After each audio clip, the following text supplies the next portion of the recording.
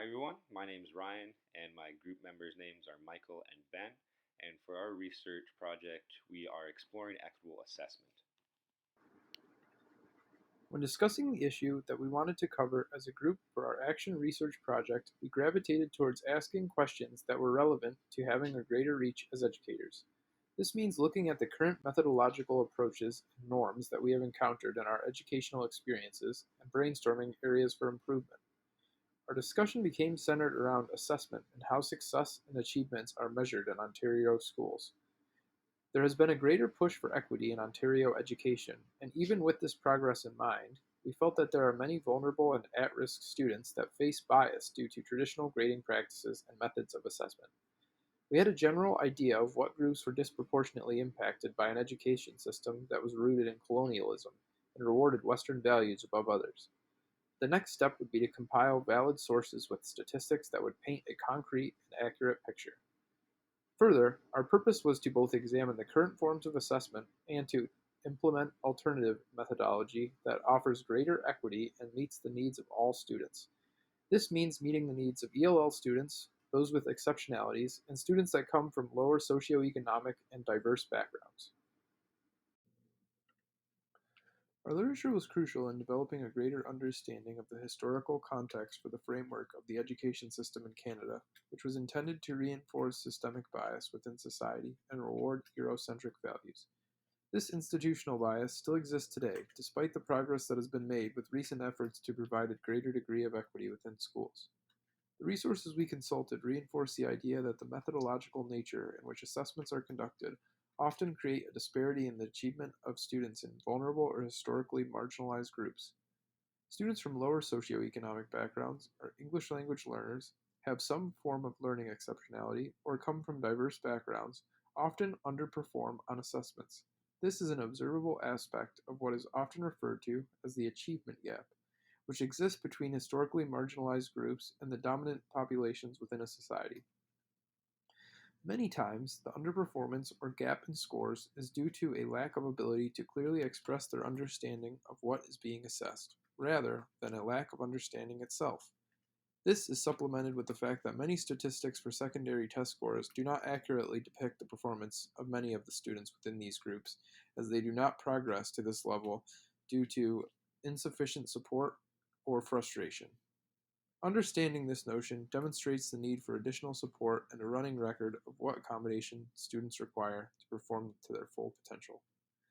Further, our research found that teacher bias perpetuates student marginalization through deficit thinking, which is the lowering of expectations by teachers regarding specific groups of students.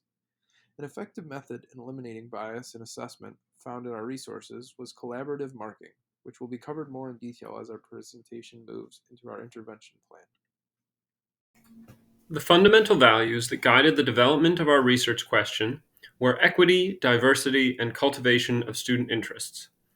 Given the systemic barriers and biases identified in our research problem, we have stated our research question as follows. How are the current methods for assessments biased against certain groups of students, and how can the implementation of moderated marking challenge teacher biases and create more equitable forms of assessment?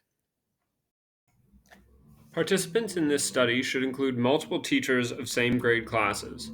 This is to ensure that all participating students can be given the same assignments and assessments. All students from these classes who give their informed consent can participate in the study. Students will be assigned to one of three groups, including ELL students and students with IEPs, which we chose because they are relatively objective categories of vulnerable students. The third group consists of all other students against which data from the other two groups will be compared. The intervention we chose to try to address our research problem is a form of moderated marking. This requires at least two teachers who are teaching the same grade to collaborate. Participating teachers meet to develop the assignments and assessment tools that they will use in the study. They share standards and expectations to ensure consistent alignment before employing them in their individual classrooms. Teachers meet again to collaboratively mark the assignments without sharing student names so as to mitigate any biases. The resulting data can then be compared between teachers and against previous student work, as will be discussed further in the data portion of this presentation. The ethical considerations for our study will include ensuring confidentiality and anonymity of student participants. Of course, participating teachers will be aware of which of their students they are assessing, but student names should be concealed in the data that is generated and shared with other participating teachers, and eventually the public. In order to help ensure anonymity, teachers can refer to students by the group they are associated with, as discussed in our participants section, instead of by their name. This is also important for ensuring equity because it mitigates the potential for bias against particular students. Equity is a critical component of our study and an important ethical consideration in itself. Following this, teacher participants will collaboratively develop the assignments and assessment tools that will be used and should strive for as much standardization as possible so that all participating students are evaluated using the same measures. Our study will collect both quantitative and qualitative data. 3 major literacy assessments in the form of a multiple choice test, book report, and creative essay will be administered and provide the quantitative data that can then be triangulated with the qualitative data that comes from the student surveys, teacher reflection journals, and collaborative meetings. We will also be using the student samples' past grades as a data set to compare the new data we collect with. In terms of our action plan timeline, you can see the mock 6-month schedule here.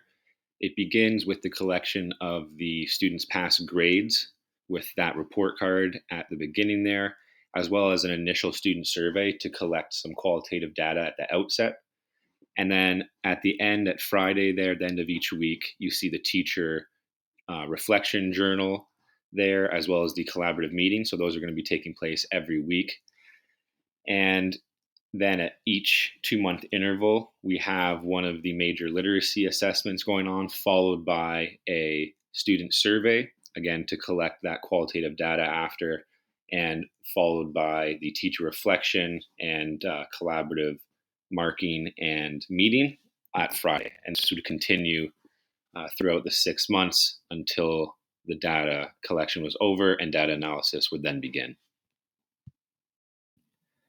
For our data analysis, the quantitative data we collect through the 3 major literacy assessments would be organized in spreadsheets and then run through statistics software that would illuminate any discrepancies that may exist between the marking of the same student's work by the various teachers in the study.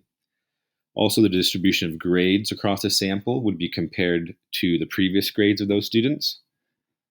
And the qualitative data analysis would then ideally provide context for any significant quantitative findings and allow for a deeper probing into our research question.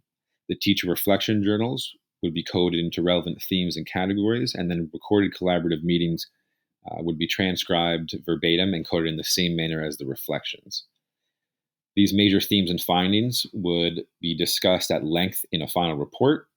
Additionally, the student survey data would be coded and presented through descriptive statistics in the form of graphs, pie charts, something visual to really make sense of that data and bring it to life, that would complement the rest of the data we collected and paint a more detailed picture of our findings.